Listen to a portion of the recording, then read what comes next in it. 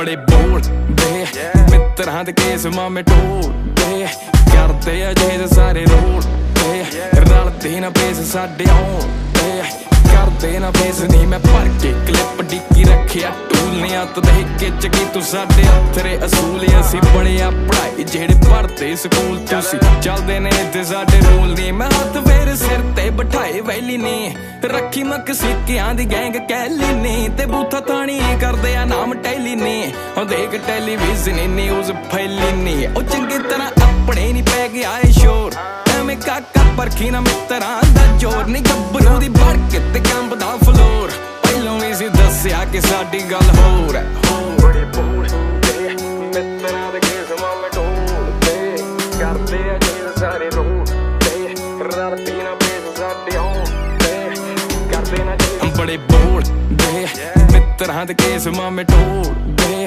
करदे अजे सारे रोलदे रलदे ना पेस साडे आउंदे करदे ना फेस हुण भालदी या फेम तेरी मूवी भी ना चलदी चवल जनानी भौंके नैट उत्ते गलदी नी फड़ लीडरां दे हत्थ फिरे चलदी नी फिर भी ना चलदी तू फिर भी नी अख जिथे रखदा छड़े ना कख दा लंडूआं दी किकली पवाई रखदा नी मुफ्त च करदा इलाज शक दा नी वैसे साडा एक मिनट लख दा गानों के माध्यम से हमने कुछ अनोखी जगहों के सबसे साहसी अन्वेषण किए। हमने कोसों दूर ग्रहों की सतहों को खोदकर उनका परीक्षण तक किया है। मानव की मर्यादा से परे ऐसी सेंसर सिस्टम्स का उपयोग करके उनसे पहुंचने का अवसर दिया।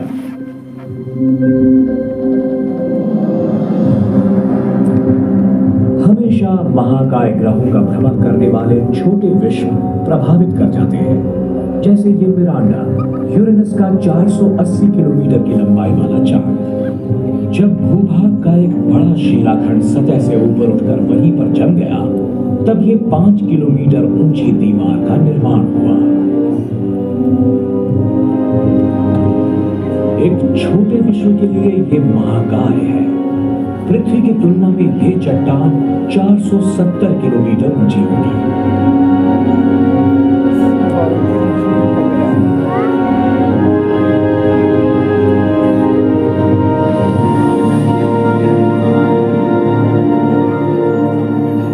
यहाँ पर 3 अरब किलोमीटर दूर स्थित सूरज की रोशनी इतनी कम है कि सौर पैनल काम नहीं करेंगे।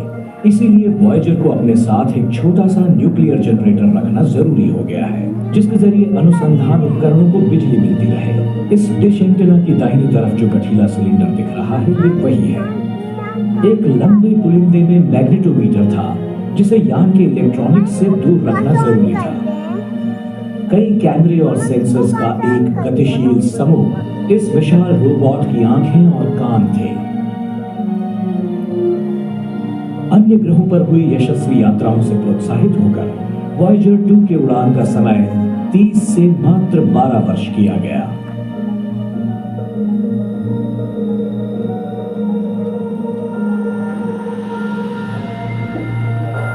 अगस्त 1989 में सूरज से 4.5 अरब किलोमीटर दूर स्थित सबसे बाहरी ग्रह नेपच्यून को छूकर उसने रिकॉर्ड बुक्स में अपना नाम दर्ज करवाया। उसने 4 ग्रहों की यात्रा की, 2 पहली बार और 48 चांद ढूंढने में मदद की। अब ग्रहों का इस लाभदायक तरीके से सम्मिलित होना 150 वर्षों बाद ही मुमकिन होगा।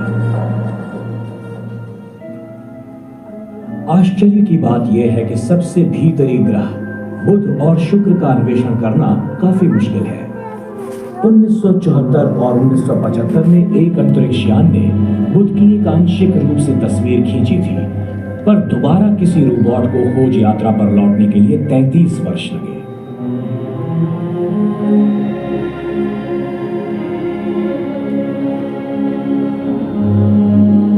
ये है मैसेंजर। 2-3 प्रयासों के पश्चात उसने 2011 में बुध की भ्रमण कक्षा में प्रवेश किया। आश्चर्यजनक बात यह है कि लोहे का अंतरण होने वाले इस छोटे से ग्रह की सतह पृथ्वी, चांद या फिर मंगल की सतह से काफी अलग है। मैसेंजर उत्तरी ध्रुव के करीब पाए गए कुछ अजीब मिश्रणों को भी इकट्ठा कर रहा है।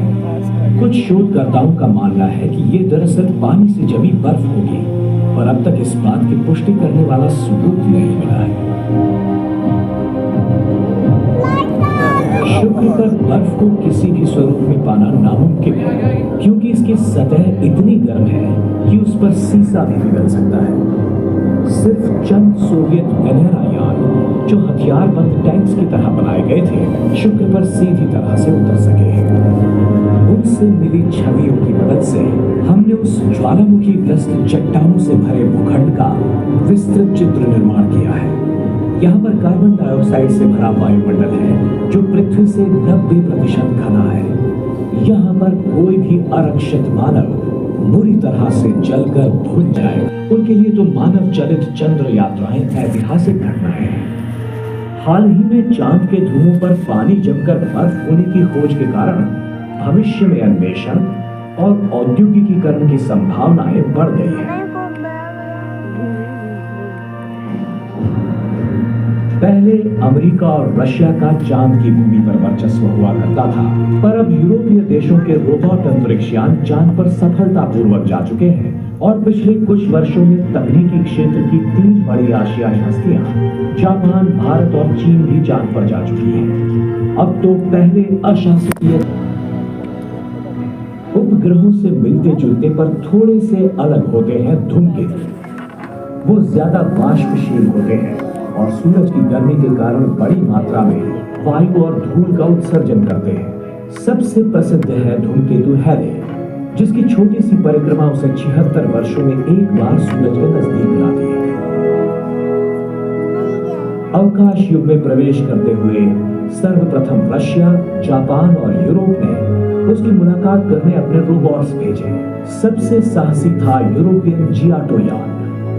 मार्च 1986 में वो धूमकेतु के केंद्र से 600 किलोमीटर की दूरी पर था।